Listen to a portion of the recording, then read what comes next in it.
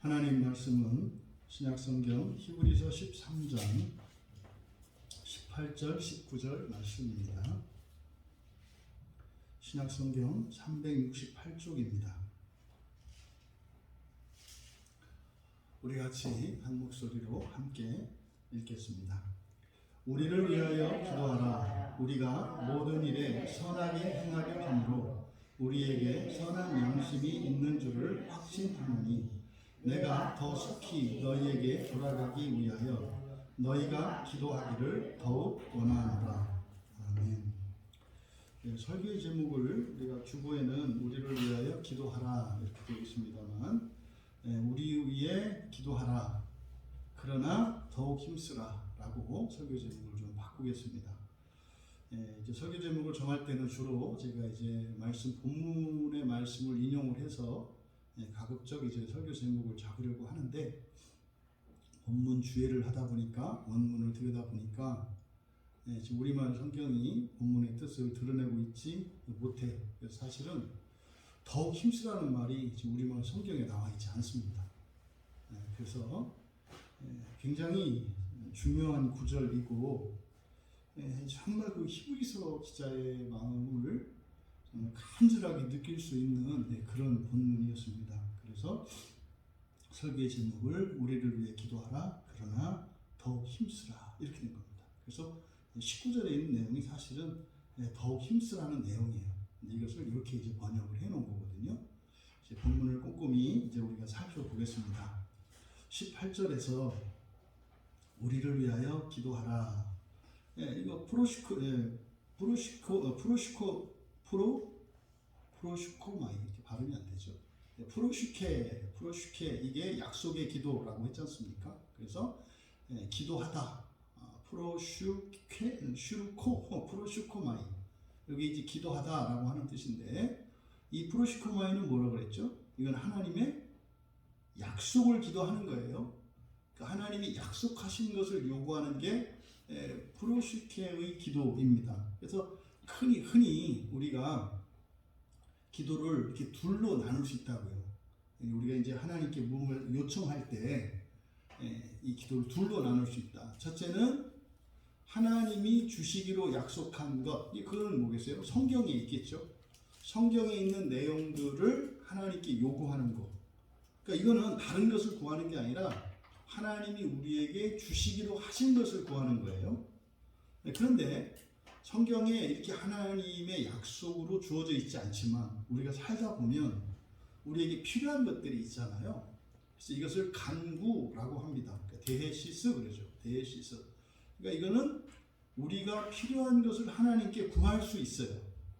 근데 프로슈케는 약속의 기도는 반드시 이루어지게 되어 있습니다. 왜냐하면 하나님이 약속하신 거니까. 근데 우리의 간구는 그것이 될 수도 있고 안 될 수도 있어요.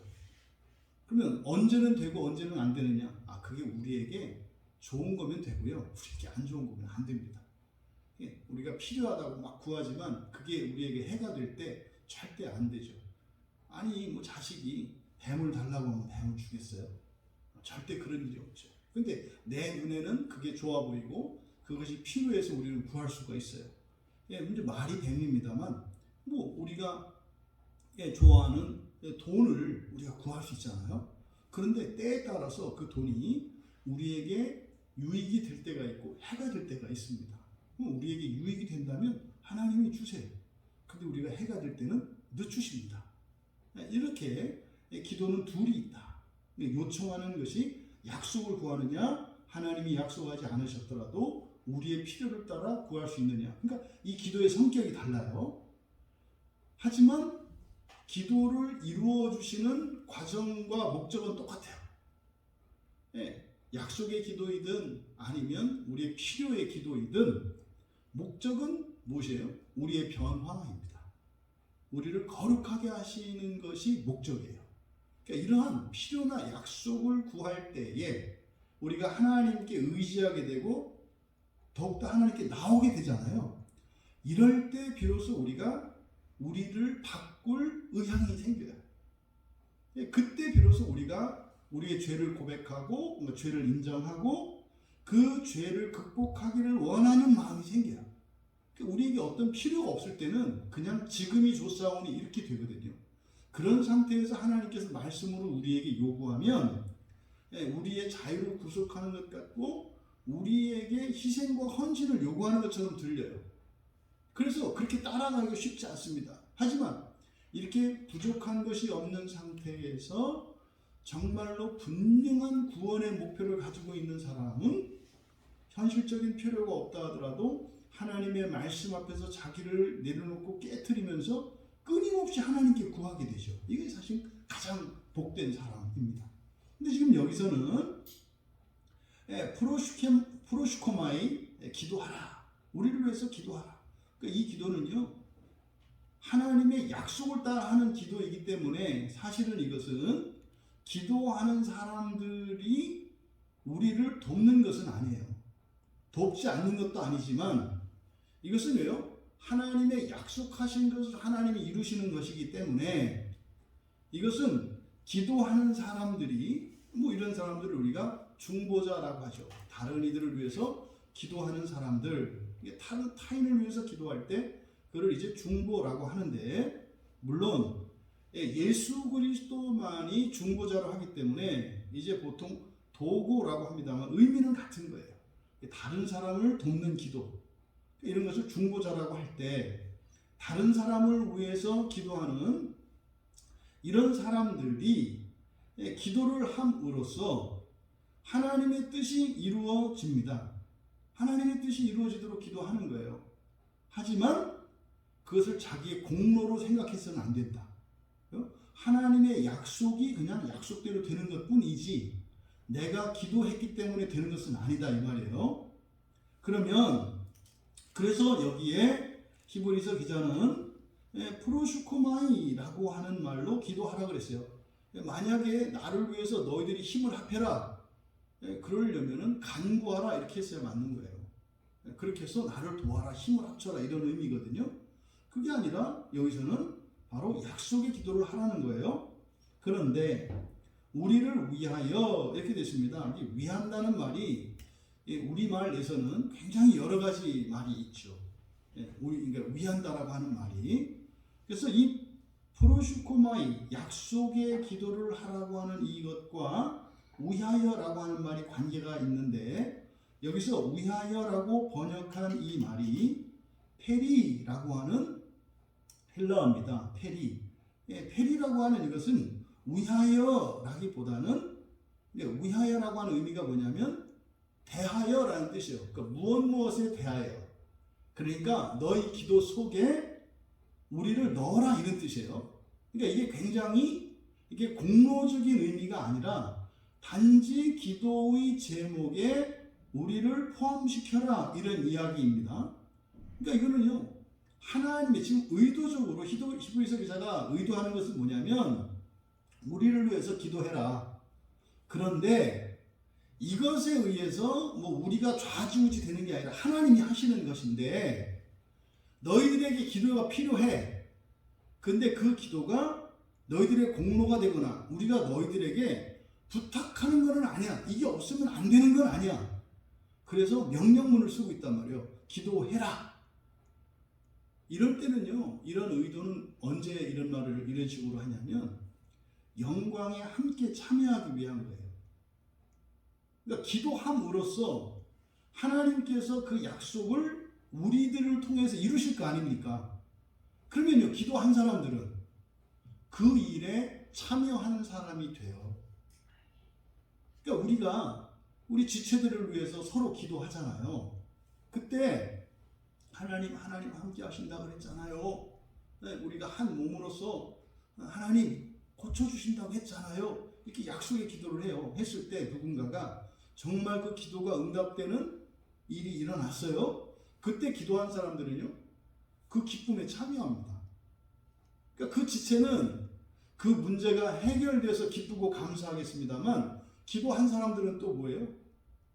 내 기도를 들어주신 하나님께 감사하다. 그러니까 사건은 하나인데 감사의 사건은 기도에 참여한 사람 수만큼이에요. 그러니까 교인 가운데 한 교인이 겪는 어려움으로 인해서 온 교인이 그 어려움을 겪고 있는 지체를 위해서 기도했을 때 한 교인의 문제가 해결되어서 그 교인만 기쁘고 감사한 게 아니라 온 교회가 다 감사하게 된다 이 말이에요. 그럼 처음에 시작은 문제로 시작했잖아요.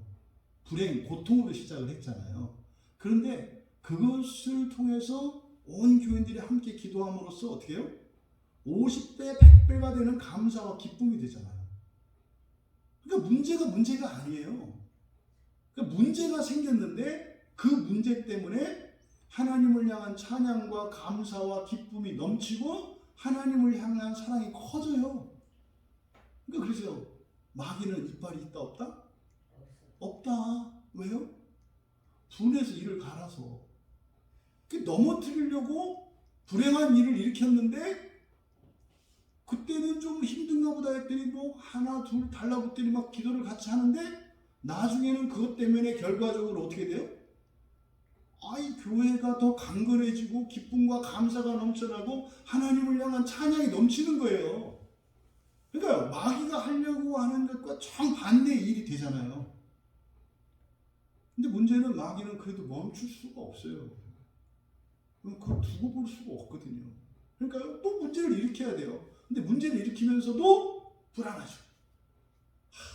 이게 또 지난번처럼 이렇게 문제를 일으켰는데 저것들이 또 같이 막 달라붙어서 기도하고 이래서 이거 넘어가면 이건 내가 괴롭히려 하다가 오히려 저것들 완전히 그냥 전리품 챙기고 오히려 이게 내 복을 주는 결과가 되는데 이러면 안 되는데 그러니까 그 방해하려고 이제 엄청 노력은 하지만 온 교회가 달라붙어서 함께 기도하고 넘어가면 어떻게 돼요? 그게 오히려 교회의 영광이 더 드러나고 이렇게 되는 거죠. 이거예요. 그래서 우리가 이렇게 무엇에 대하여 기도한다 라고 할 때 이것은 단지 우리의 공로가 아니라 사실은 결국은 누구를 위한 겁니까? 나를 위하게 돼요. 다른 지체를 위해서 기도할 때 이때 위해서가 아니라 대하여죠. 여러분들이 그러니까 우리말로서는 위한다라고 할 때는 희생과 헌신의 의미가 들어가요. 내가 누구를 위해서 참는다 이렇게 들어가잖아요. 내가 가지고 있는 10,000원이 있어요. 이제 옛날 우리 그 부모님들을 생각하면 그런 거죠. 자식들을 위해서, 그렇죠? 자식들을 위해서 아껴요. 그러니까 어렸을 적 딱 생각하면 어머니들, 아버지들 생각하면 그거예요. 옛날 심리사탕 하나 그렇게 제 기억이 남아요. 그 전방에서 어떤 할머니 하나가 그 1원짜리 그 심리사탕을 하나를 못 사드시고 조물락조물락 하다가 끝내 이렇게 집어넣는 그 모습이 저에게는 그렇게 해석이 된 거예요. 자기 아들이나 딸을 위해서 참은 거예요. 옛날에 나 걸어다녔잖아요. 그러니까 뭐 10리길, 20리길 걸어다니는 건 보통이 아니었다는, 보통이죠 뭐. 그러니까 뭐 시장 보러 왔다가 이제 가려면 먼 길이니까 뭐 심리사탕 하나가 맛을 먹지만 이게 절대로 안 녹고 안 깨지잖아요. 맛도 없는 지금 보면 뭐 밀가루 덩어리 같은 거예요. 사실 허옇기만 허옇지 맛 하나도 없거든요. 맛 머리가 없다 그랬어요. 근데 입에서 노니까 그거 갖고 노는 거지 이렇게 놀면서 이렇게. 그래서 근데 그게 1원짜리 하나를 못 사 먹는 이게 미안 거예요. 그잖아요. 그래서 본인들은 진짜 보리밥에 그냥 물 타서 먹고 이렇게 하면서 객지로 공부하라고 떠나보낸 자식들을 위해서는 소도 팔고 뭣도 팔고 해가지고 말이죠. 뭐 도해지에 있는 자식들은 뭐 헝청헝청 살고 그런 게 위하는 거잖아요. 근데 여기서 위한다는 건 그게 아니다. 그러니까 우리를 위해서 희생하라 이런 의미가 아니다. 왜? 여기 펠이라는 말을 썼기 때문에 단지 기도 제목으로 넣어라. 이게 명령이에요, 명령. 기도 제목으로 넣어라. 왜? 너희한테 좋으니까 이런 뜻이에요. 그러니까 기도 제목으로 삼으라는 의미예요. 그러니까 여러분, 기도는요 영적으로 돕는 강력한 수단이면 틀림이 없어요. 만약에 여러분의 기도 제목에 누군가가 들어간다면 그 사람에게는 엄청난 도움이 돼요. 하지만 그것이 여러분 공로는 아니다 이 말이에요. 이해되시죠? 여러분이 기도할 때 예수님께서 그 기도를 들으시고 중보자 되셔서 이제 그 과정을 하는 그런 거예요. 그 기도의 과정을 보면 한 성도가 믿음으로 그리고 순전한 마음으로 그리스도를 의지해서 기도를 해요. 누군가를 위해서. 그랬을 때 예수 그리스도께서 그 기도를 들으시고 성부 하나님께 그 기도를 전달을 합니다. 이걸 중보자라고 그래요. 우리가 직접 성부 하나님께 전달할 수가 없어요. 부활하기 전에는. 절대 우리는 하나님을 직접 만날 수가 없어요. 오직 예수 그리스도를 통해서만 만날 수 있어요. 왜요? 예수님은 사람이시면서 하나님이기 때문에 예수님의 반쪽은 우리와 닮았잖아요. 그래서 우리가 예수님과 말할 수 있는 거예요. 근데요, 성부 하나님은요, 완전히 그냥 하나님이세요. 그래서 우리는 완전해지기까지는 하나님과 만날 수가 없어요. 그래서 사람이시며 하나님이신 예수 그리스도를 통해서만 성부 하나님께 우리가 기도할 수 있어요. 이걸 중보자라고 하는 거예요. 그러면 중보자 되신 예수 그리스도께서 우리의 기도를 성부께 말씀드렸을 때 그러면 성부 하나님께서요 천사를 보내신다고요. 천사를 보내신다고요. 그렇게 해서 내가 누군가를 위해서 기도했을 때 그 사람의 문제를 일으키고 있는 더러운 영, 악한 영들을 물리칠 수 있는 하늘의 천사 군대, 천군을 보내세요. 그럼 천군이 내려와서 그 악한 영들을, 그 귀신들을 물리쳐야 돼요. 그래야 그 사람의 인생에 반복적으로 일어나고 있는, 그리고 일시적으로 일어난 그 문제가 해결되는 거예요. 그것은 병마가 됐든 환란이 됐든 무엇이 됐든 다 마찬가지예요. 그러니까 이런 방식으로 이루어지는 거죠. 나 자신을 위한 기도도 마찬가지입니다. 이런 방식으로 기도가 일어나는 거예요. 기도가 능력으로 나타나는 거예요. 그래서 기도는, 기도 자체는 약속의 기도이든 간구의 기도이든 이것은 강력한 영적인 수단이면 틀림이 없어요. 하지만 히브리서 기자는 여기에서 뭘 강조하려고 있다? 도우시는 분은 주님이시지 기도자가 아니라는 것을 분명히 하기 위해서 우리에 대하여 기도하라는 명령으로 말씀하신 거다. 만약에 우리의 힘이 필요했다면 여러분 우리를 위해서 간구해 주십시오 이렇게 얘기했을 거예요.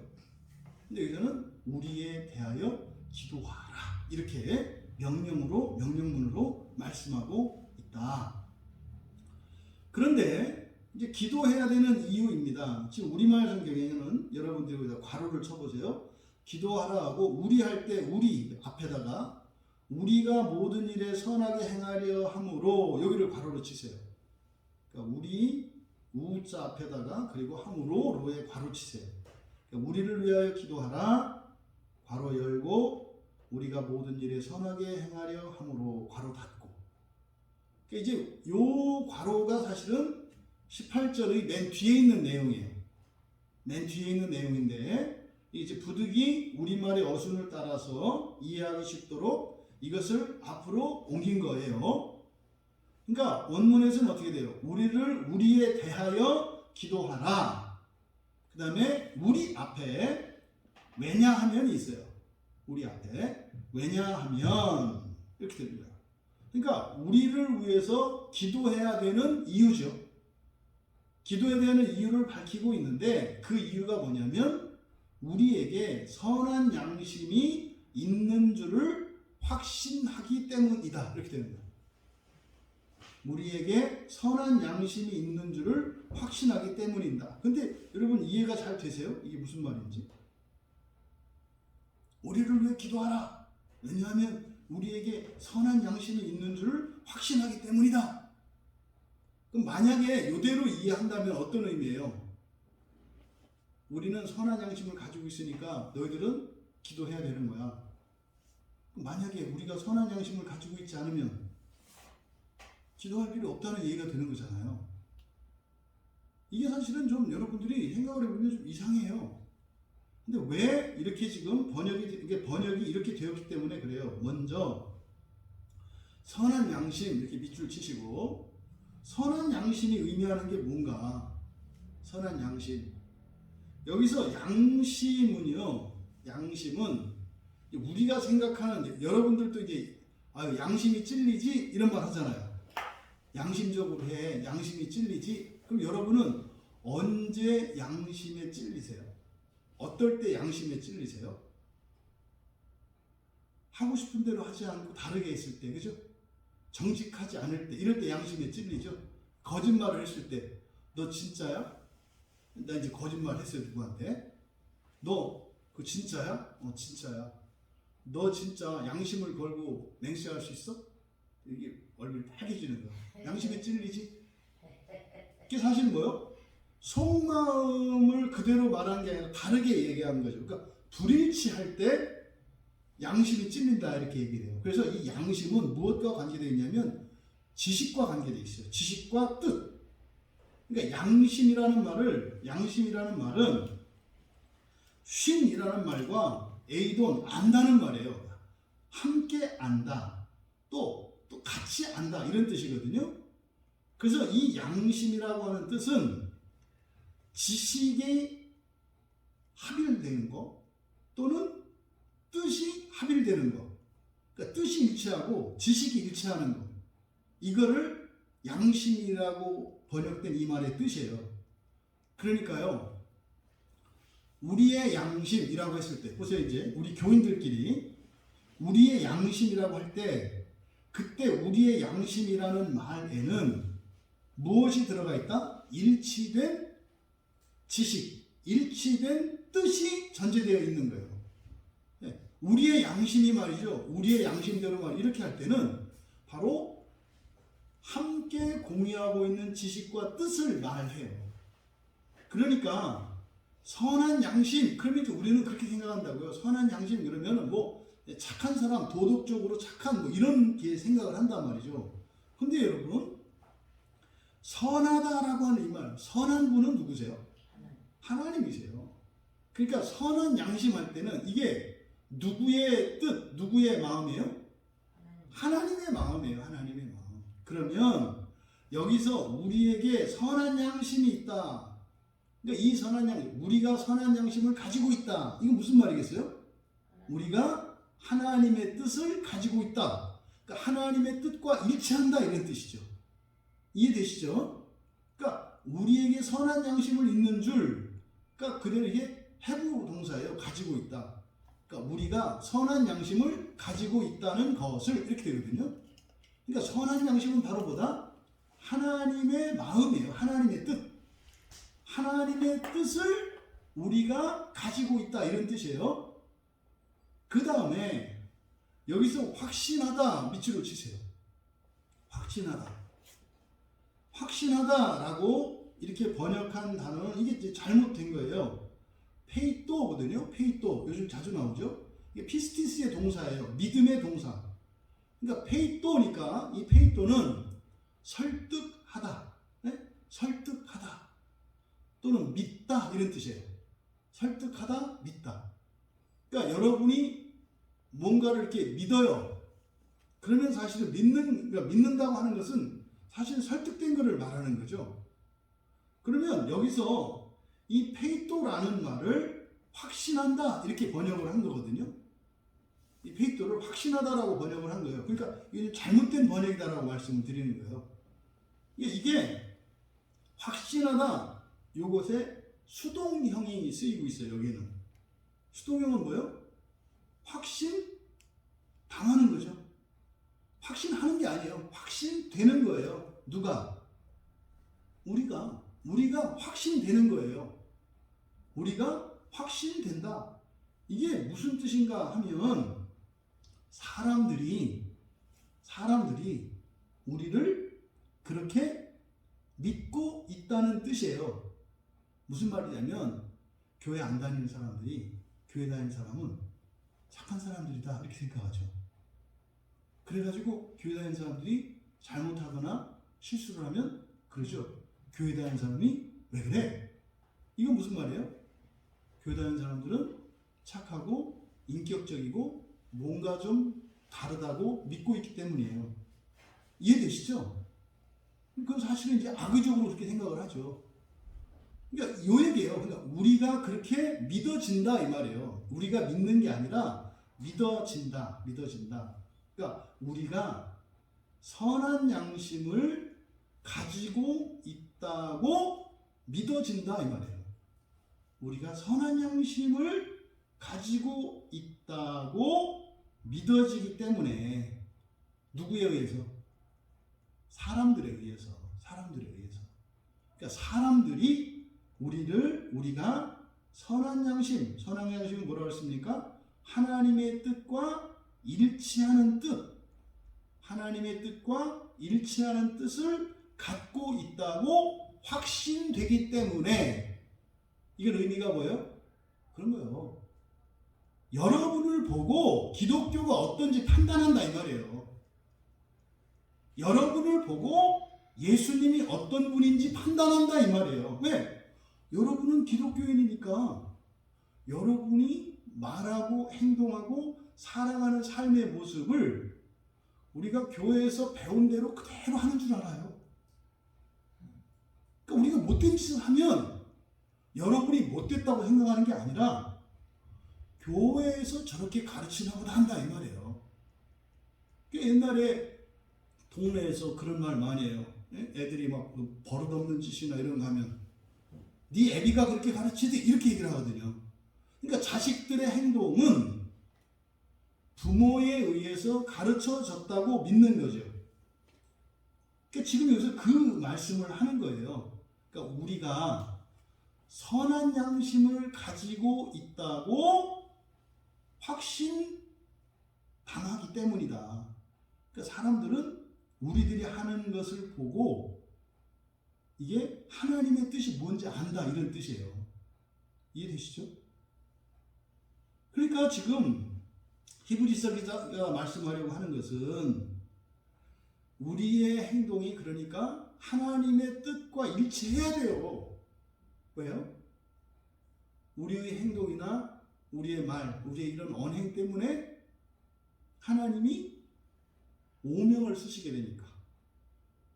그잖아요. 우리가 하나님 자녀들인데 우리들이 살아가는 모양새가 별 볼 일 없으면 우리의 아버지 되시는 하나님도 어떻다고 생각해요?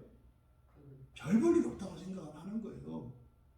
왜 사람들이 하나님을 안 믿어요? 그 사람들이 성경을 보니까 믿을 만한 게 못 돼서 안 믿을까요?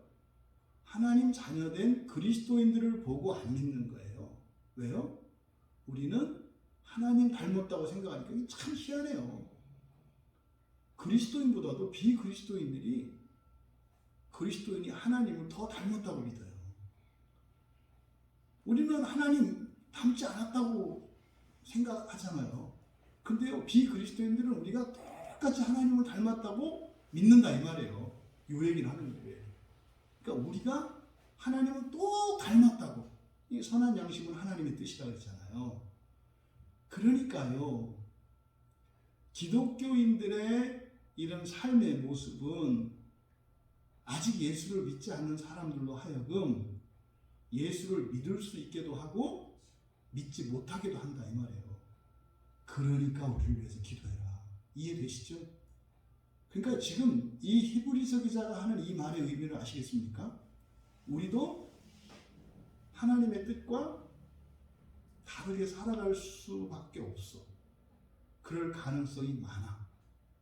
그러니까 우리가 믿음을 따라 살 수 있도록, 그래서 하나님의 이름을 더럽히지 않도록, 왜? 사람들이 우리를 보고 하나님을 믿으니까. 그러니까 우리를 위해서 기도하라 이렇게 말씀한 거예요. 이 부분 이해되시죠? 그러면 괄호쳤던 부분, 우리가 모든 일에 선하게 행하려 함으로, 이게 이제 굉장히 잘못된 번역이에요. 굉장히 잘못된 번역이에요. 여기서 행하다 이렇게 괄호 치시고 이렇게 화살표로 하시든지 밑에 치시든지, 행하다라고 번역된 이 말이 아나스트레포라는 말이거든요. 아나스트레포. 스트레포가 회개하다, 돌이키다 이런 뜻이거든요. 이게 바꾸는 거예요. 근데 아나는 위로거든요.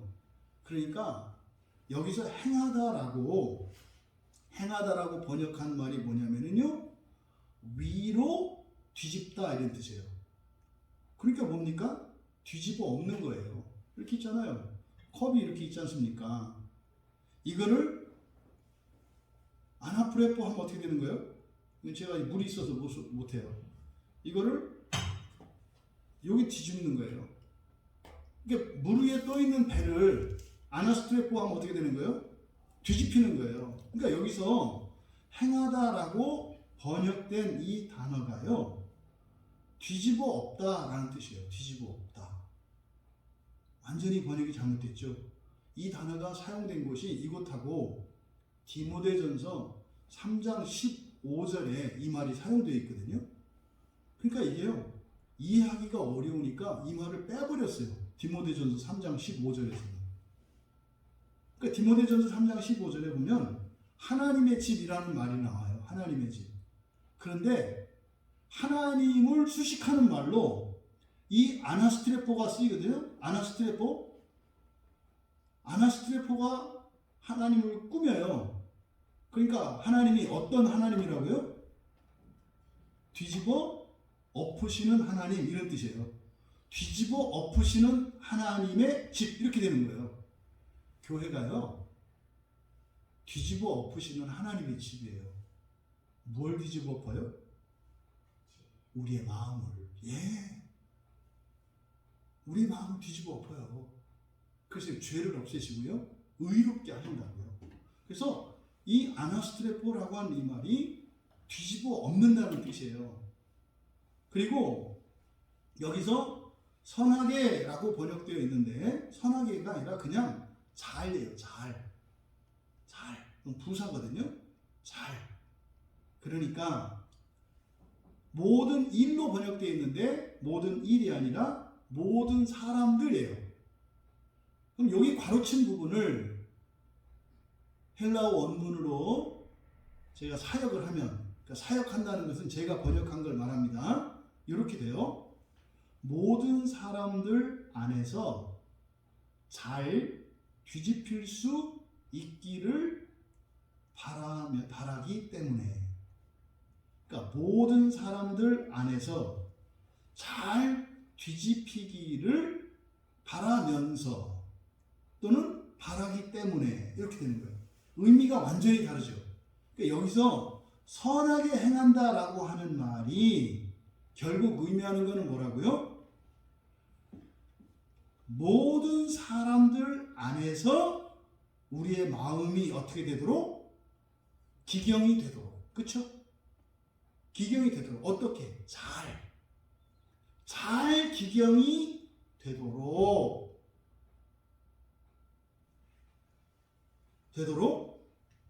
우리가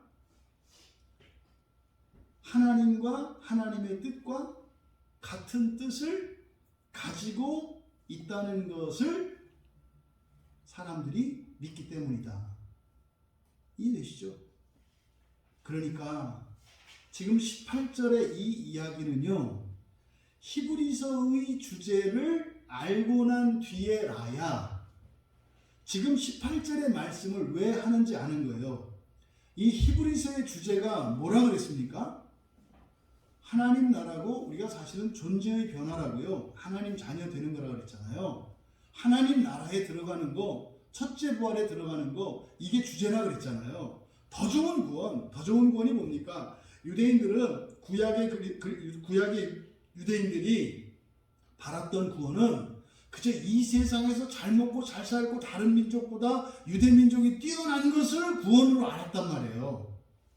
심지어 초대교회의 많은 그리스도인들조차도 구원이라고 하는 것이 삶의 필요들을 채워주고 내 힘과 능력으로 할 수 없는 것을 예수를 믿는 믿음으로 할 수 있게 되는 것을 구원이라고 생각을 했단 말이에요. 근데 히브리서 기자는 그거 아니다. 더 좋은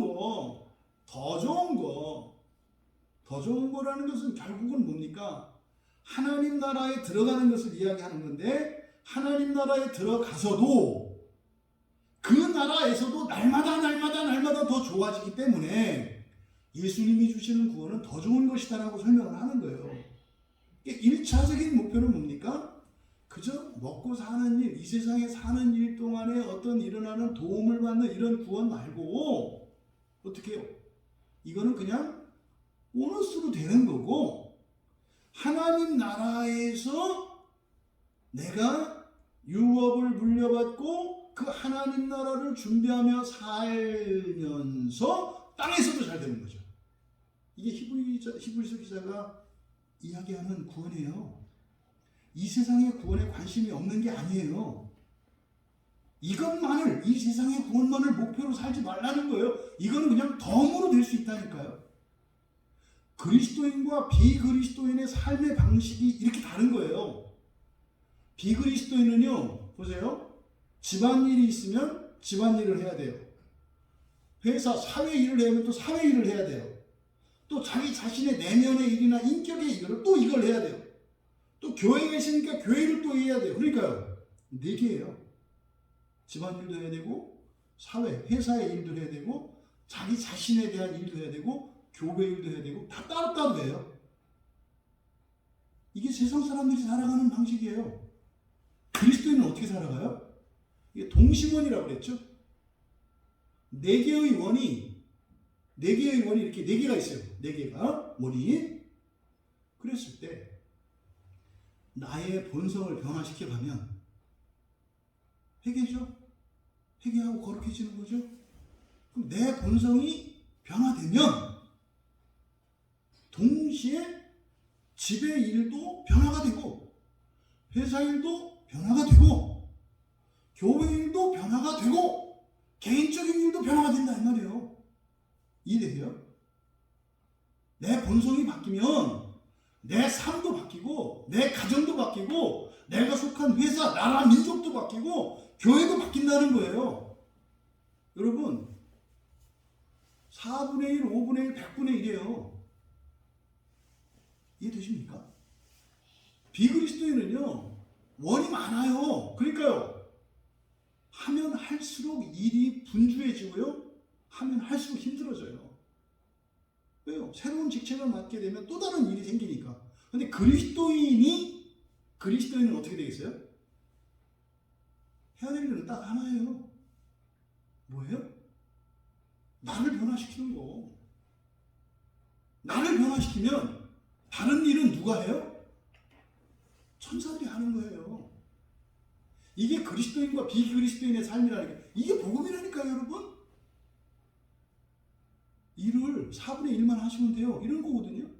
4분의 1뿐입니까? 5분의 1, 100분의 1이라니까요.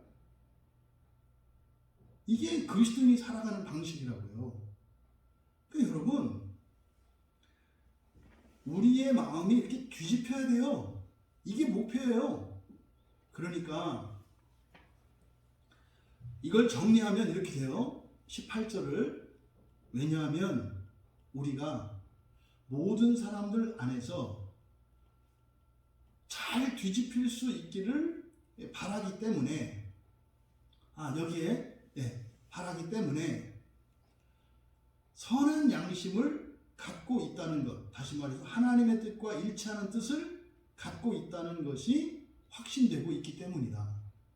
그러니까요, 사도들이 또 그리스도인들이 어떻게 믿어지느냐면, 모든 사람들의 본성을 바꾸고, 모든 사람들의 본성이 잘 바뀔 수 있기를 바라기 때문에, 또는 바라면서 하나님의 뜻과 같은 뜻을 가지고 있다고 확신되기 때문에, 다른 사람들이 그렇게 믿기 때문에 우리에게 기도가 필요하다, 이렇게 얘기를 하는 거예요. 지금 여기서요, 18절에서 이야기하는 얘기는 뭐냐면, 그동안 히브리서 기자가 엄청난 교리들을 지금 쭉 가르쳐 줬잖아요. 근데 지금 이 중요한 문맥에서 왜 기도하라고 하겠어요? 여러분 보세요. 이미 그리스도인들이 예수님으로부터, 사도들로부터 받았던 이 복음을 들었는데 그걸 버려요. 버린다고요. 왜요? 그 복음을 들고 전하고 그것을 가지고 있으면요, 사람들에게 따돌림 당하고 배척당하고 심하면 박해를 받아요. 예수님이 십자가에 못 박혀 죽임 당하신 이유가 뭐라고 그랬어요? 하나님의 아들, 하나님이라고 했기 때문에 십자가에 못 박혀 죽으신 거예요. 신성 모독이라고. 바울 사도가요, 다메섹 도상에서 예수님을 만나고 나서 눈이 뜨이잖아요. 그렇죠? 눈이 감겼다가 눈이 뜨여요. 그 즉시 바울이 전한 게 뭐냐면 예수는 하나님의 아들이다. 이걸 전한 거예요. 그것 때문에 바울 사도도 박해를 받아요.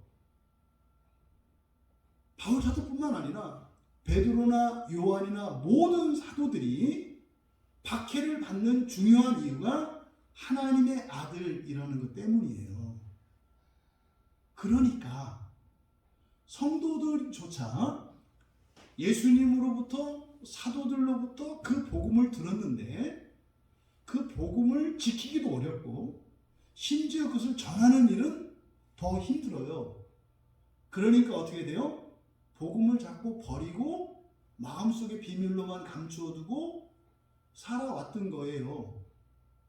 히브리서 기자가 정직하게 말하는 거예요. 그래서 기도해라. 이게 무슨 말입니까? 이것을 잃어버리지 않도록, 포기하지 않도록. 앞에서 지금 히브리서 기자가 더 좋은 구원에 대해서 계속 얘기를 했잖아요. 그런데 사실은요, 우리도 언제 이 복음에서 변절할지 몰라. 이거 다 알아요, 모든 교인들이. 그러니까 우리가 사도로 부르심을 받고 전도자로 그리스도인으로 살아가는 것은 핵심이 뭐라고요? 우리의 본성을 변화시키는 거예요. 그걸 바라는 거라니까요. 본성의 변화를. 그게 하나님의 뜻이라니까요. 그런데 문제는 그걸 지키기가 어려워요. 지키고 싶어요.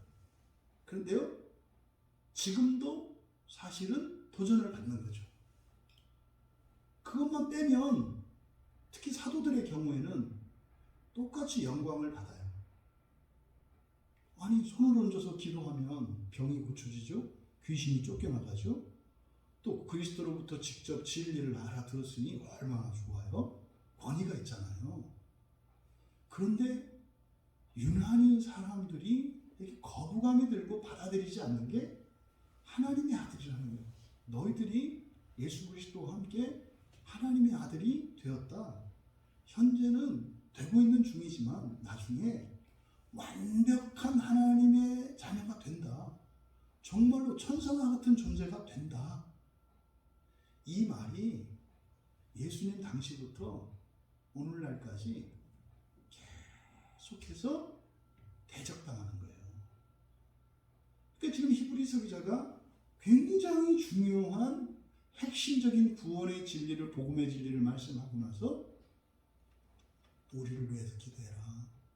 이때 우리는 누구 계세요?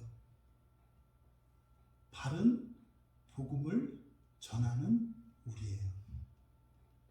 바른 구원의 진리를 가지고 있는 우리예요. 근데 우리가 불안하니까. 근데 하나님이 함께 하신다고 그랬으니까 하나님이 우리가 함께 하신다고 하긴 했는데 우리가 어때요? 흔들려요. 흔들려요. 뭐 어쩌면 어젯밤도 꼼빡 넘어갈 수도 있었어요.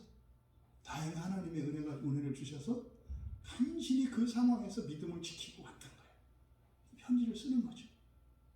그래서 우리를 기도하라. 이렇게 말씀을 하는 것이다. 그리고 나서 이제 19절에 내가 더 속히 너희에게 돌아가기 위하여 너희가 기도하기를 더 원하노라. 여기는 죄송하지만 엉망진창으로 번역을 해놨어요. 뭐 갑자기 또 왜 거기 돌아갑니까? 이게 뭔 얘기예요, 이게? 말은 되는 것 같죠. 이거는 사실 이렇게 번역한 것은 히브리서를 바울 사도가 썼다고 많은 분들이 생각을 해요. 이 히브리서를 바울이 썼다고도 하고 바울 아니라고도 해요. 그래서 뭐 아볼로가 썼다고 그러고 여러 가지 있는데 바울이 썼다고 이야기하는 사람들은 또 그런 근거가 있어요, 이 안에. 근데 또요, 바울이 쓰지 않았다고 하는 사람도 근거가 있어요. 왜요? 바울이 절대로 말하지 않는 방식, 단어들을 써요. 근데 또 바울이 썼다고 하는 사람들은 또 바울이 말하는 표현을 또 써요. 그래서 헷갈려요. 근데 누가 썼는지는 중요하지 않다. 성령께서 쓰신 거니까. 그런데 이거를 바울이라고 대부분 이제 학자들이 추정을 해요. 그러다 보니까 이 바울 서신을 보면 자꾸 어디 가고 싶은데 못 가 이런 얘기들이 나오니까, 그래서 바울의 편지로 추정을 하고 이렇게 이제 의역을 하는 거예요. 이건 다분히 영어 성경을 따라서 지금 우리말이 번역됐기 때문에 그래요.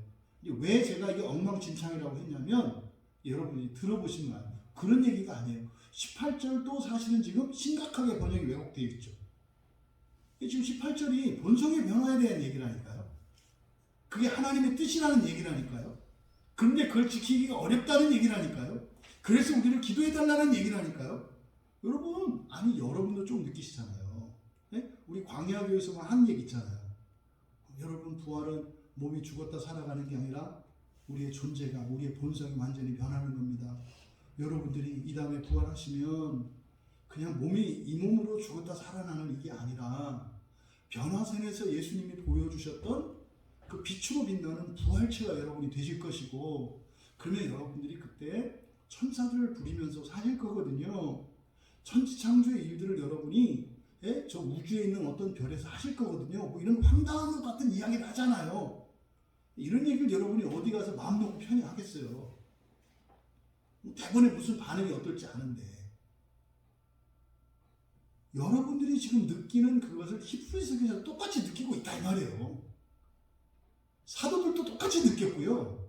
예수님도 느꼈다 이 말이에요. 그게 지금 18절에 있는 내용이라니까요. 위로 뒤집어 엎는다. 마음을 기경하는 걸 말해요. 우리의 본성을 바뀌는 걸 말해요. 그래서 그렇잖아요. 디모데전서 3장 15절에서 하나님의 속성을 뒤집어 엎으시는 하나님이라고 했다니까요. 그러니까 마치 예수님께서 성전에서 상을 뒤엎으셨던 것과 같죠. 근데 상을 뒤집어 엎는 게 아니라 뭐예요? 우리의 마음을 뒤집으시는 하나님이시라고 디모데전서 3장 15절에서 말한다고요. 그러니까 지금 18절에도 원래 지금 히브리서 기자를 통해서 하나님이 하시려는 의미가 전혀 드러나 있지 않잖아요. 선한 양심은 사람의 양심이 아니라니까요. 이건 뭐다? 하나님의 뜻을 말하는 거라니까요. 하나님의 뜻? 하나님의 뜻이 뭐다? 사람의 본성을 변화시키는 거다. 사실은 이게 히브리서에서 이야기했던 더 좋은 구원의 핵심이에요. 부활.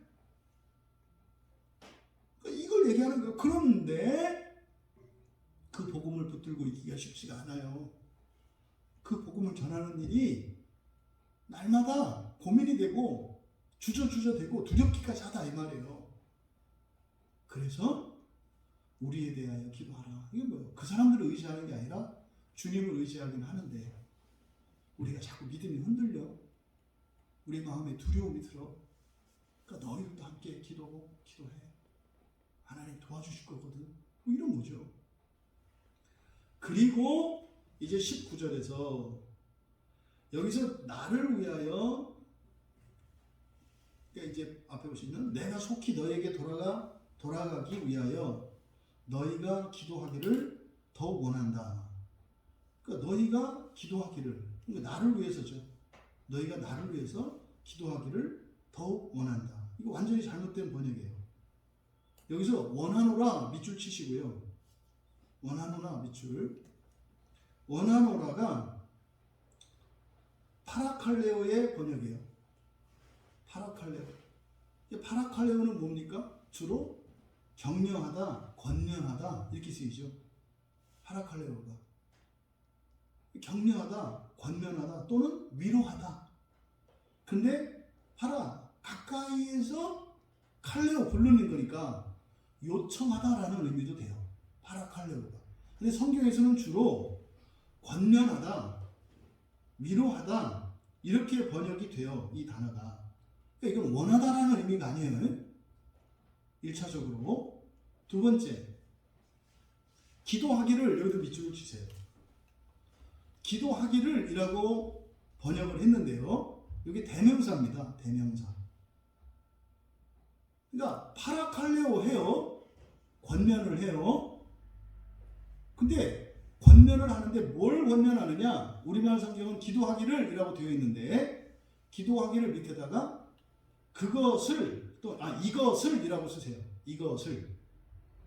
그러니까 기도하기를은 의역한 거예요. 그러니까 이것을 권면한다 이런 거예요. 이것을 권면한다. 그런데 어떻게? 더욱 이것을 하기를 더욱 권면한다. 그럼 여기서 보세요. 이것 대명사잖아요. 대명사는 다른 명사를 대신 쓰는 거예요. 그러니까 이런 거죠. 명사라는 게 이잖아요. 이거 찬송가 아닙니까? 찬송가가요. 이렇게 얘기한 다음에 제가 이거를요 이렇게 얘기할 수 있어요. 그러니까 이런 명사들을 대신 쓰는 게 대명사예요. 이것, 저것, 그것 이 말은요 어떤 명사를 대신 쓰는 거예요. 그런데 이것이라고 그랬잖아요. 이것을 더욱 권면한다 그랬잖아요. 그런데 여기서 이것을 뭐라고 생각한 거예요? 기도하는 거라고 생각을 한 거죠. 그래서 이렇게 번역을 한 거잖아요. 그런데요, 기도는요, 명사가 아니라 앞에서 뭐라고 그랬어요? 동사라 그랬잖아요. 프로슈코마이 동사라 그랬잖아요. 그러니까요, 기도하다라는 말 대신에 이걸 쓸 수가 없다 이 말이에요. 그러니까 이것은 기도하다라는 동사를 받을 수 없다고요. 그러면 그러니까 기도하다라고 하는 말을 받는 게 아니라요. 바로 앞에서 전복되다라고 하는 말이 부정사로 또 쓰이거든요. 그러니까 이게 전복되는 것이죠. 그러니까 이게 명사처럼 돼요. 그러니까 이것은 기도를 더욱 원하는 게 아니라 무엇을 원한다? 전복되는 것을 더욱 원한다, 더욱 권면한다 이런 뜻이에요. 정리하면 기도해라 그랬죠. 왜 우리를 위해서 기도해야 돼요? 네, 우리는 모든 사람들 안에서 잘 뒤집힐 수 있기를 바라기 때문에 하나님의 뜻을 갖고 있다고 사람들에게 확신되기 때문에. 근데 우리가 그걸 자꾸 잃어버릴지도 몰라. 너무 힘들어. 그러니까 우리를 위해서 기도해줘. 무슨 말이에요? 끝까지 이 복음을 지킬 수 있도록, 우리가 다른 소리 하지 않도록, 우리가 무서워서 이 구원 진리를 말 못하는 일이 없도록 우리를 기도해줘. 이거예요. 그래서 이 앞에서 명사가 뭐냐면 전복되는 것이에요. 전복되는 것. 그러니까 기도해라 한 다음에 19절에서는 뭐라고 얘기한 거예요? 그런데 말이지 내가 더욱 너희들에게 권면하는 게 있는데 뭘 권면한다는 거예요? 전복되기를. 누가? 너. 우리를 위해서 기도하는 것도 꼭 해주기를 바라는데 기도보다 더 중요한 것은 너희들이 전복되는 거야. 지금 우리가 교회에서 고난의 결단을 하잖아요. 여러분 자신을 바꾸지 않으면서 백날 기도해봐야 소용이 없다 이렇게 말씀을 드리잖아요. 이 말씀을 드리는 거예요. 기도해라. 그런데 더욱 너희들이 뒤바뀌기를, 너희들이 뒤집어지기를 더욱 권면한다 이런 뜻이에요. 이해되시죠? 그러니까 지금 이게요 18절 19절이 굉장히 중요한 말씀이에요. 간절한 말씀이고 굉장히 중요한 말씀이에요. 그러니까 너희들 먼저 부활을 향해서 살아가라는 거죠. 왜? 우리도 그러니까. 그러면서 우리가 기도하고 서로 힘을 합해서 살아가는 거지. 너도 나도 뒤집히지 않으면서, 너도 나도 변화되지 않으면서 그저 말로만 부활 첫째 부활 이렇게 이야기하고 우리가 암만 전파하고 니들이 전하고 정작 당사자들인 나나 너희들이 변하지 않는다면 아무 의미 없는 거야.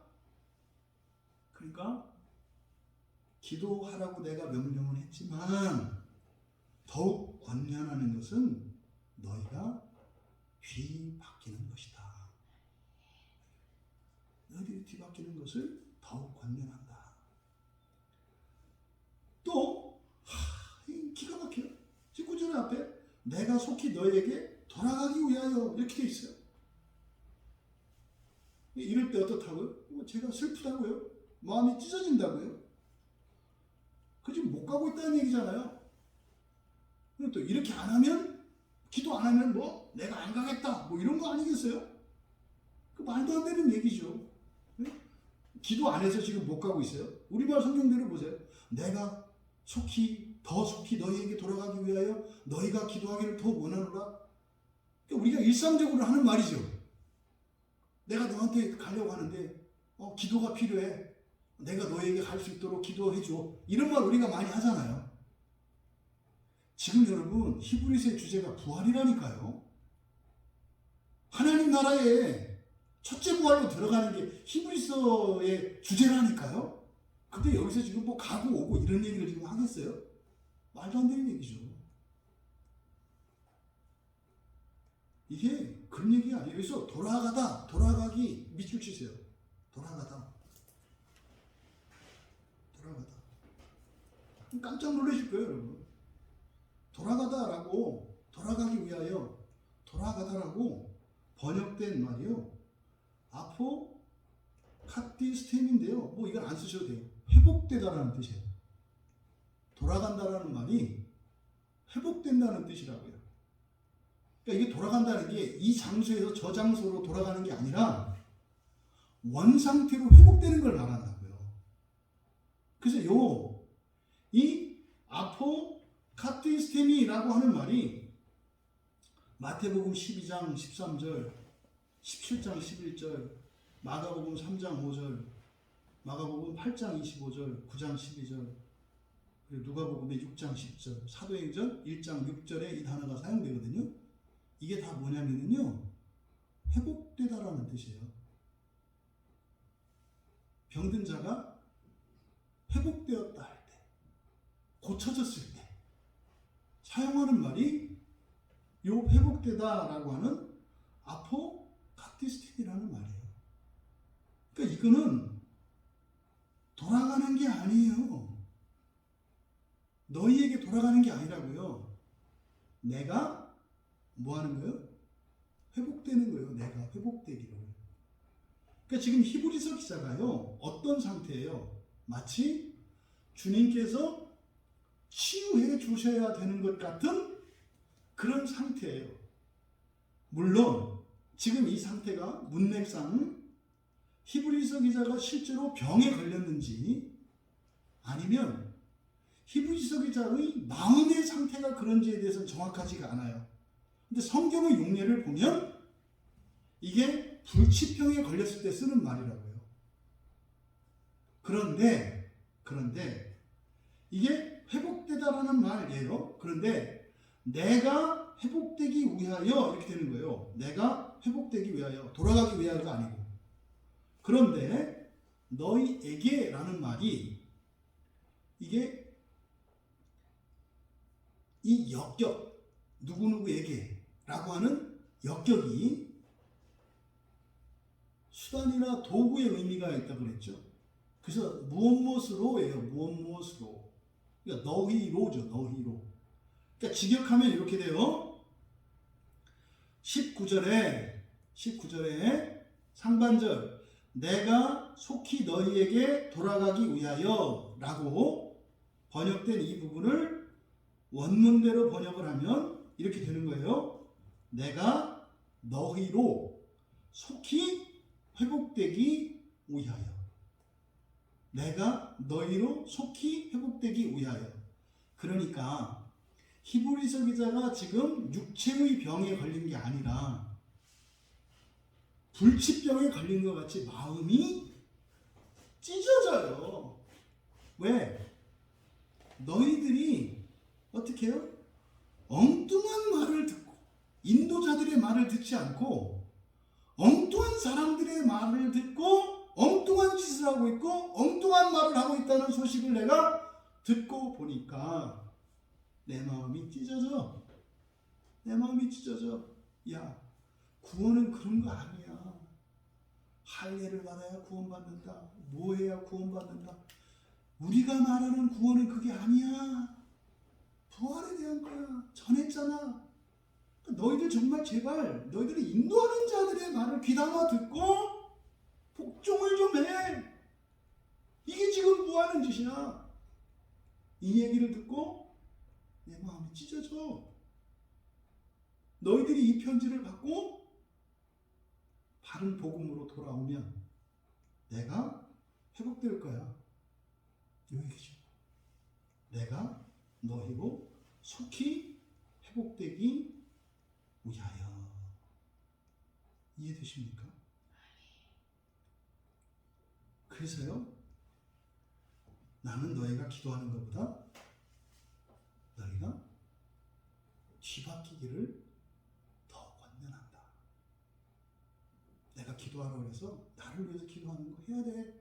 근데 그것보다 너희들이 지금 엉뚱한 소리를 하고 있고 말도 안 되는 구원에 대해서 얘기하는 그런 사람들을 말 듣고 그 참된 복음에서 더 좋은 구원에서 떠나가려고 하고 있다는 너희들의 소식을 듣고 내 마음이 찢어져. 그러니까 먼저 내가 너희들로 회복될 수 있도록 뭐해라? 바뀌어라. 돌아오라는 거죠. 바른 복음으로 돌아오라는 거죠. 이게 지금 19절에 있는 이야기예요. 여러분, 여기서 이 히브리서 기자가요, 유대인 그리스도인들로 인해서 큰 마음의 고통을 겪고 있는 것을 알 수 있어요. 어떤 상태로? 치유가 필요한 상태라고 얘기하거든요. 그럼 히브리서 기자가 이 유대인 그리스도인들의 바른 구원을 위해서 이 바른 이 복음의 진리가 회복되기 위해서 얼마나 하나님께 간절히 기도하고 애통해하고 있는지를 우리가 짐작할 수 있어요. 그러니까 또 여기서 기도를 요청하는 개인적이고 실질적인 이유가 자기 자신들조차도 흔들리기 때문에 그래서 기도를 요청하고 있는 거죠. 지금까지 편지의 내용을 통해서 더 좋은 구원에 대해서 잘 진술했습니다. 구약 성경에 비춰서 아주 잘 설명했어요. 완벽하게 설명을 했어요. 이렇게 설명을 해봤지만 사실은 이 복음을 들고 전도하며 살아가는 이들에게도 하루하루가 시험해요. 이거를 계속 해야 되나? 또 욕먹을 텐데, 또 조롱당할 텐데, 이것만 내가 얘기하지 않으면 사람들하고 관계도 좋고 살아가는 것도 편안할 건데. 그런데요, 주님이 우리의 본성을 변화시키셔서 하나님의 자녀 삼으시려고 오셔서 그 십자가에 오르시며 지상의 삶을 사셨던 그것을 생각하면 배신할 수가 없어. 그런데 마음이 자꾸 흔들려. 그래서 잘 전달하고 나서 우리에 대해서 기도하라고 말씀하고요. 여러분, 참된 복음을 가지고 살아가는 게요, 확신에 차서 그냥 일편단심으로 살 수 있는 게 아니에요. 히브리서 기자의 말씀에 의하면 여전히 흔들리나 봐요. 하지만 히브리서 기자는 기도를 통해서 이것을 이기고 극복할 수 있다고 하는 믿음이 있고, 또 복음을 전하는 사람의 입장에서 다른 복음을 가지고 있는 다른 이 교회의 지체들, 특히 여기서는 유대인들이죠. 유대인 그리스도인들에 대해서 너무나 마음 아파하고 있다는 사실을 우리가 발견할 수 있습니다. 이 18절과 19절 짧은 이 말씀을 통해서 여러분, 우리가 히브리서 기자의 요청과 같이 사역자들을 위해서 기도해야 합니다. 이때 위한다는 것은 여러분 기도 제목이 너라는 뜻이에요. 그러니까 여러분들이 기도하면 하나님이 도와주실 거기 때문에 사역자들에 대해서 기도하라. 특별히 누구예요? 말씀의 사역자들에 대해서 그들이 어떻게 해요? 바른 진리를 전할 수 있도록, 바른 진리를 전할 수 있도록, 바른 복음을 전할 수 있도록. 제가 말로만이 아니에요. 여러분들에게 진심으로 감사하는 저의 진심이 여러분들에게는 그렇게 전달되지 않을 거예요. 왜냐하면 제가 성경을 통해서 발견한 이 구원의 진리와 복음의 진리들을 이 광야교회 강단에서 이렇게 방해받지 않고 자신있게 이렇게 선포할 수 있는 것은 여러분들이 있기 때문에요. 만약에 실제로 우리 교인 가운데에서 목사님 못 믿겠어요. 왜 목사님만 자꾸 그런 얘기를 하세요? 성경에 있다니까요. 근데 다른 목사님들도 성경을 보는데 왜 목사님만 그래요? 저도 이해가 안 간다니까요. 그러니까 원인으로 생각하면 그분들은 원문을 안 보는가 봐요. 아니 그럼 목사님들은 안 보더라도 신학자들이나 이런 사람들은 다 볼 거 아니에요. 글쎄 저도 그럴 거라고 생각하는데 말을 못해요. 제 입장에서는 신학자들이 말 못하는 이유는요. 그분들은 직장이 잘려요. 학교에서 교단의 신학에 넘어가는 얘기를 하면 그냥 잘려요. 그럼 생계가 걱정이 되고요. 그럼 그분들 개척해야 되는데요. 공부만 했던 분들은요. 개척하려고 겁나서 못해요. 그게 안 돼요. 그러니까 고민이 있을 거라고 봐요. 제 생각은 그러는 거예요. 아니 그렇다 손 치더라도 2000년 동안 이럴 수가 있단 말입니까? 그게 마귀의 열심이에요. 하나님만 열심히 있는 게 아니라 마귀는 더 열심히 있어요. 왜요? 마귀는요. 죽고 사는 문제거든요. 이렇게 얘기해도 여러분들이 안 듣고 그거에 대해서 맨날 막 그냥 따지고 덤비고 이러면 제가 어떻게 하겠어요? 기가 꺾이지 않겠어요? 우리 교회 처음에 그랬어요. 이상하다고 목사님. 그러니까요. 아니 개척교회 목사가 교인들이 떠나겠다고 하면 겁먹겠어요? 안 먹겠어요? 당연히 먹죠. 저도. 그러니까요. 기도할 때요. 여러 번 왔다 갔다 했어요. 그냥 학교에서 배운 대로 교리책 갖고 얘기하면요. 공격당할 일 아무것도 없거든요. 정답만 얘기하면 돼요. 근데 문제는 사람이 안 바뀌어요. 근데요. 예수님이 오셨던 것은 뭐래요? 여러분 바꾸시려고 오셨다니까요. 전 주님의 종이거든요. 그럼 저는 주님이 하실 일을 해야 되거든요. 그럼 여러분 제가 이런 진리를 안 전해도 여러분들이 그냥 그런 천편일률적이고 정해진 잘못된 그런 걸 듣고도 여러분들이 날마다 회개하되 죄책감에 사로잡히지 않고 불안해하지 않고 두려워하지 않고 정말 하나님을 그렇게만 할 수 있다면 저도 교리 설교를 하겠어요. 그냥 편안하게 안 되는 거죠. 안 되는 거죠. 그러니까요. 저는 여기서 우리를 위하여 기도하라고 하는 히브리서 기자의 마음이요. 확 와닿아요. 8년차, 7년 개척해서 7년, 8년차 이렇게 왔는데요. 이거는 저를 위해서 누구한테 기도하라고도 할 수 없는 말이었어요. 근데요. 이 말씀을 보면서 제가 깨달은 거예요. 많은 분들이 나를 위해서 기도했구나. 나는 내가 내 신앙을 지켰다고 목사의 양심을 지켰다고 생각을 했는데 정말 많은 분들의 기도가 있었구나. 이거를 오늘 정말 저를 위해서 기도한 분들 한 분 한 분들이 떠오르면서요. 그분들에 대한 감사가 얼마나 컸는지 몰라요.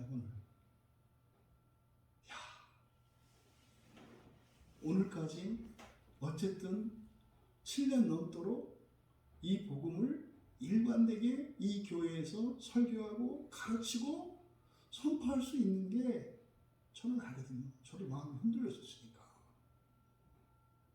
저는 믿음을 지켰다고 생각했는데 그게 아니라 하나님이 붙잡아 주신 거였구나. 이 하나님이 붙잡아 주시지 않고서는 안 되는 거구나. 그리고 나에 대해서 내가 복음 진리에서 떠나지 않도록 간절히 기도한 이들이 많았구나. 전국 팔도에서 저를 위해서 기도한 분들이 있어요. 전국 팔도에. 그러니까 그분들의 은혜가 얼마나 감사하고 또 그 기도를 들어주시고 하나님께서 제가 물러서거나 주저앉거나 벗어나지 않고 일관되게 하나님의 말씀을 전할 수 있게 해주신 것이 정말 하나님의 은혜구나. 이것을 특별히 깨닫는 그런 은혜의 시간이었어요. 여러분, 저뿐만 아니라 우리나라에 있는 이 시대에 있는 말씀의 사역자들이 바른 진리를 전할 수 있도록 기도하십시오. 이거 명령이에요. 그 기도가 사라지면요 떨어지는 거예요. 편한 길로 가는 거예요. 부딪힐 일이 없다. 사실 오늘 이 설교문도 제가 그래서 이거를 진짜로 막 그냥 같이 공부했던 우리 동기 목사들 또 아는 목사님들한테 막 공유하고 싶고 근데 못 알아들을 것 같아요. 그냥 단순히 그냥 목사를 위해서 기도하라 이 얘기 안 아시죠? 목사들이 진리에서 물러서지 않도록 기도하라는 거예요. 근데 진리가 뭐냐? 근데 진리를 빼면요. 이거 어려운 거 아니에요. 여러분, 목사를 위해서 기도하라는 말 얼마나 쉬워요? 교인들이 누가 반대하겠어요, 여기에? 사역자들을 위해서 기도하십시오. 누가 반대하겠어요? 여러분, 사역자들은 여러분의 기도가 절대적으로 필요합니다. 그 말 딱 맞잖아요? 여러분들이 방해할 일이 없잖아요? 근데요, 여기서 사역자들보다 더욱 중요한 것은 뭐예요? 바른 복음이에요. 사역자들이 바른 복음을 지킬 수 있도록 기도하라는 거예요. 이 바른 복음은요. 이게 또 다 달라요. 바른 복음이 달라요. 구원이 달라요. 두 번째로, 사실은 여러분, 여기서 우리를 위해서 기도해라. 그리고 더욱 너희들에게 권면하는 것은 너희들이 뒤집어지기를 권면한다. 너희들이 바뀌기를 권면한다. 부활의 삶을 살라는 거잖아요. 근데 지금 이 문맥이 뭐에 대해 있습니까? 바로 앞에 인도하는 자들의 그 말씀을 받아들이고, 그렇죠? 이게 설득되는 거잖아요. 그 말을 받아들이고, 그리고 복종하라는 거죠. 그때 인도자는 누구예요? 바른 복음을 전하는 사람이에요. 근데 그 바른 복음을 전하는 사람도 어떻다고요? 두렵고 떨리고 겁나고 그렇다고요.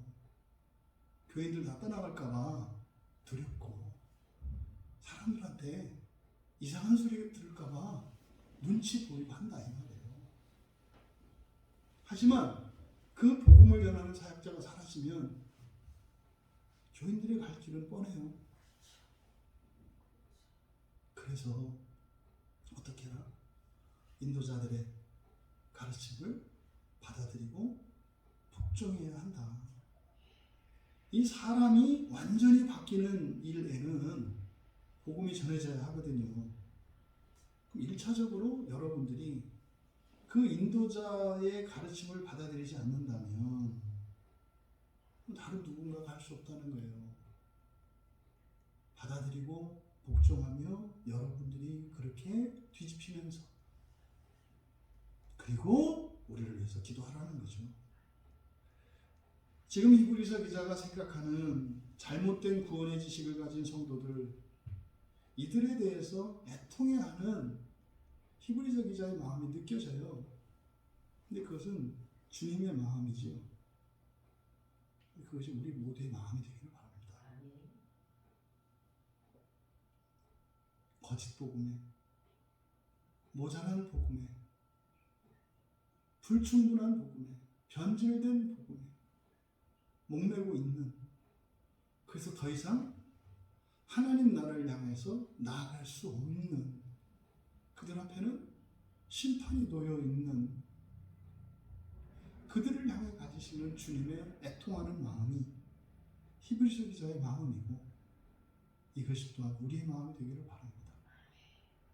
그래서 정말 우리들이 날마다 새롭게 변화되어지고 그리고 말씀의 사역자들을 위하여 기도함으로 우리의 복음이 지켜지고 그 복음의 능력이 우리 모두 개인에게서 나타나고 그것을 통하여 그 복음의 영광과 거룩한 체험들이 우리를 더 확신케 하여 서로가 손에 손을 맞잡고 이 세상을 구원하시고자 하셨던, 그래서 이 세상에 오셨던 주님의 그 거룩하신 구원의 일을 위하여 함께 갈 수 있는 우리 모두가 되시기를 주님의 이름으로 축원합니다. 우리 말씀을 생각하며 잠시 기도합니다.